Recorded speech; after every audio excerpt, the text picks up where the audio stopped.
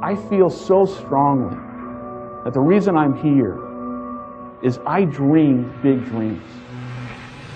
I dream the kind of dreams that other people said would not be possible. I'm also living proof. This isn't a Hollywood movie. I come literally from the other side of the tracks. If you saw where I grew up and we took a picture of it, the neighborhood, the setting, you'd say it's impossible that someone could come from there and get here. But it is possible. And if you're having one of those dark days, it's okay. It's okay. It's okay to feel that darkness. If I start crying, I don't think I'll ever stop!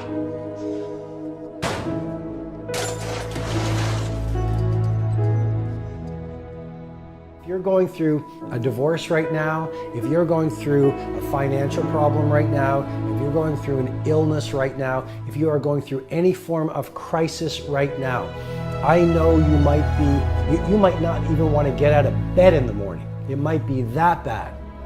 Please remember this: crisis comes to serve the person who wants to use it as fuel. And you have a choice. You can be a victim and you can let it break you, or you can actually ask yourself, how can I use this time in darkness, which will not last, because you know this, dark times never last. The real question is, how can I leverage the pain?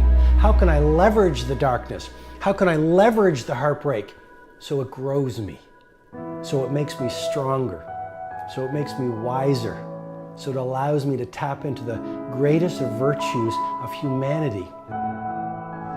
Pain is always there because life is freaking painful, okay?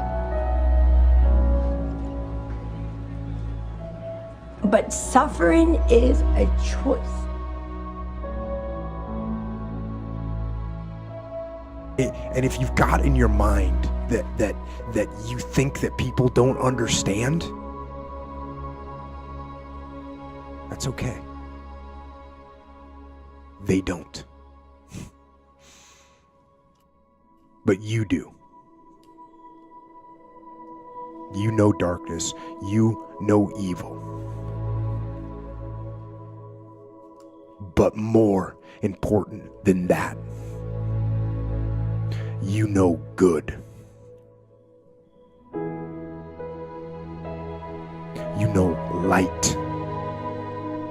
And you know laughter and love better than anyone. I remember the past and I learn from it. I rejoice and celebrate in the present, and I reimagine the future. If you are victimized by your thoughts, you're victimized by your past. I use memories, but I do not allow memories to use me. The first thing is to recognize that what's happening is not a punishment, that it's actually an opportunity. What most people do is pretend that it's not there, pretend that it doesn't exist, or try and do something to avoid feeling it. Please trust that it is leading you to something greater, and know that. Use your pain as an instrument for your greatest growth. So, embrace that darkness. And in those moments then, when you can actually just embrace it and accept it, 5 years from now and 10 years from now, when you look back on it, you'll see it as a pivotal moment in your development. Own it. Don't look away from it. Don't bury it in booze or in pills. Live your life. Embrace your life. Doing something, you should believe in it with your heart. Yeah. And just the only way you can do that is to know who you are. But once you know who you are, how you want to work, how you want to spend that part of your life for work, and then you just go do it. You start every day and you learn stuff as you go. And that's the thing. So, the advice is, maybe it's some of the things I've already said, like, if you know yourself, then you can start to build a vision for what you want to become and what you want to do with your life. The dream, by definition, is to contemplate the possibility of doing something. Planning and goal setting bring the dream to life. I guess you can say they get the dreams heart pumping. Everyone has hopes, dreams, desires, passions, and aspirations. But very few set and write down goals. And for the few that do, we tend to have the utmost admiration. Because they are the 10%ers that are living every day at the desired destination of next level.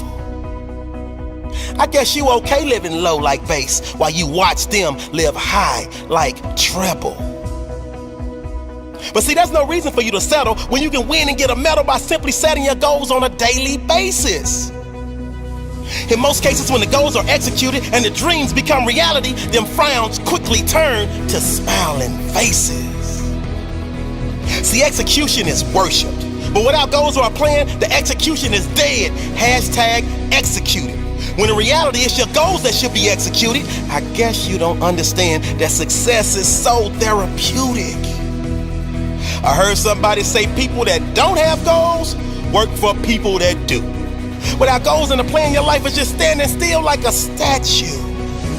So you tell me, how can you hit a target that you don't even have? So whether your goals are short or long, like the neck of a giraffe, it's imperative that you give yourself direction by creating and implementing a plan.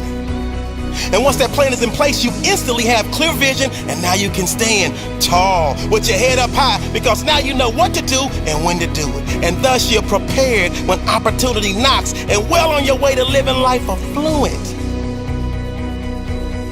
So the choice is yours. They say a dream without goals is just a dream. So if you refuse to set goals, you might as well go back to sleep and make it a deep sleep, so the dream will seem more real. How do you prepare somebody to survive that initial stage of boredom and pain? Well, pain is great. You've got to embrace pain. Pain is pleasure. You've got to make the connection between the physical and the mental. When you work out, it's painful. I do long distance swimming is like my main workout. I also do other things, but that's my main workout. I'm on like mile 1 and I'm like, oh man, this is fun. I'm so bored and I'm really gonna collapse. But when I'm finished, I am like, oh man, I've got so much energy and it feels so good and I pushed past it. Well, you know that when you're exercising, when you're running or you're working out or whatever, it hurts, but it leads to something pleasurable. You have to be able to translate that to mental things. And if you make that switch in your mind, it is mind-blowing what can happen to you. If the boredom of learning something technical, and you're able to say to yourself, wow, I'm gonna master this bit of coding after a few months, and just think of what it's gonna allow me to do. Okay, so the boredom now is actually not so bad, because I can imagine the powers that it's gonna lead to. I'm not gonna skip the steps, I'm still gonna learn, but I'm thinking of all of that post-workout feeling I'm gonna have. You've gotta be able to understand, embrace pain. Pain is something to embrace. If there's no resistance to you, you're not going to get anywhere in life. If you die today, what ideas, what dreams, what abilities, what talents, what gifts will die with you?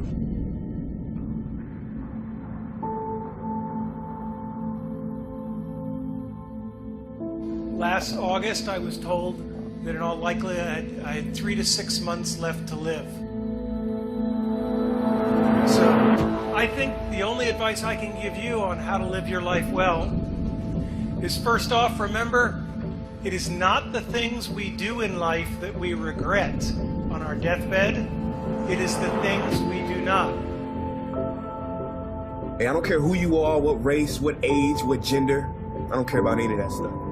But what I do know is that you have a dream inside of you. And that dream you have kept hidden from the world. You've made excuses for it. You've delayed it.